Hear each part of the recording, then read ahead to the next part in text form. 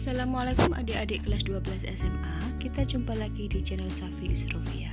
Di sini kita akan belajar tentang ilmu kimia, tepatnya yaitu tentang korosi. Tapi sebelum kita belajar lebih lanjut, kakak minta subscribe dan komennya ya untuk masukkan channel kakak. Melalui pembelajaran secara discovery learning dan pendekatan saintifik, adik-adik diharapkan mampu menjelaskan proses korosi yang melibatkan reaksi redoks dan faktor-faktor penyebab terjadinya korosi, serta mampu menjelaskan upaya pencegahan dan mengatasi terjadinya korosi.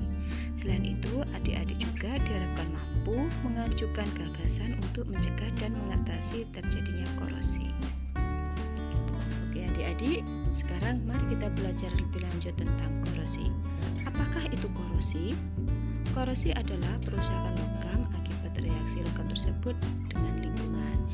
Kita bisa melihat banyak fenomena yang terjadi di lingkungan kita tentang korosi ini. Korosi logam merupakan suatu redoks spontan, yaitu sel volta. Kita mengingat bahwa sel volta adalah bagian dari elektrokimia yang merupakan peristiwa terjadinya perubahan dari energi kimia menjadi energi listrik secara spontan. Korosi terjadi karena sebagian besar logam mudah teroksidasi dengan melepas elektron ke oksigen di udara dan membentuk oksida logam. Secara umum, korosi logam melibatkan reaksi oksidasi logam pada anode dan suatu reaksi reduksi pada katode. Perhatikan contoh gambar ini ya adik-adik. Korosi pada besi dapat dianggap sebagai suatu sel elektrokimia. Aliran elektron dari anode ke katode melalui logam besi seperti halnya aliran elektron dalam kawat. Sedangkan air bertindak sebagai larutan elektrolit. Nah, proses terjadinya korosi pada besi di mana Fe2+ meninggalkan besi menuju larutan elektrolit. Dalam hal ini adalah air. Sedangkan elektron tertinggal di besi yang bertindak sebagai larutan elektrolit. Oksidasi ferrum oksida yang terbentuk menempati volume yang lebih besar dibanding Fe. Oleh karenanya, karat pada besi menggelembung dan dapat terlihat jelas. Faktor-faktor yang menyebabkan korosi adalah derajat keasaman. Apabila pH kurang dari 7, maka akan lebih cepat terjadinya korosi karena adanya reaksi reduksi tambahan, yaitu reduksi H+ pada katode. Suhu juga menjadi salah satu faktor penyebab korosi karena pada umumnya laju korosi naik dengan kenaikan suhu. Kemudian kandungan H2O dan air. Logam yang diletakkan di luar rumah akan lebih cepat terkorosi dibandingkan yang tersimpan kering di dalam rumah. Kemudian keberadaan zat pengotor. Zat pengotor di permukaan logam dapat menyebabkan terjadinya reaksi reduksi tambahan sehingga lebih banyak logam yang terkorosi. Metalurgi. Kecenderungan bagian logam bertindak sebagai anoda atau katode tergantung pada faktor metalurgi seperti kekasaran.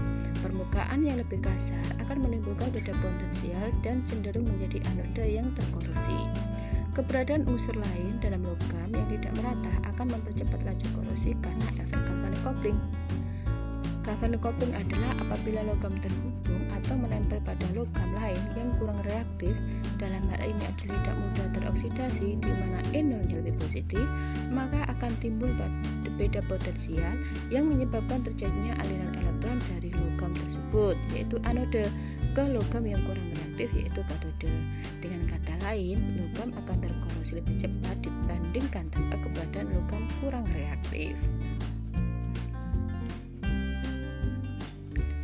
Elektrolit dan konsentrasi. Keberadaan elektrolit seperti garam dalam air dapat mempercepat laju korosi dengan menambah terjadinya reduksi tambahan. Sedangkan konsentrasi elektrolit dapat menaikkan laju elektron sehingga korosi meningkat. Betul-betul merugikan bukan adik-adik tentang korosi ini? Nah, karena itu mari kita belajar tentang pencegahan korosi. Korosi dapat dicegah dengan menggunakan lapisan pelindung untuk menjaga kontak langsung dengan H2O dan O2 dengan cara diberi lapisan cat, lapisan oli, digemuki, pelapisan krom, pelapisan timah, dan galvanizer atau pelapisan seng. Menggunakan menggunakan pelindungan katode. Prinsipnya adalah bahwa di dalam sel elektrokimia, logam yang mengalami korosi adalah anode, seperti pelapisan pipa baja.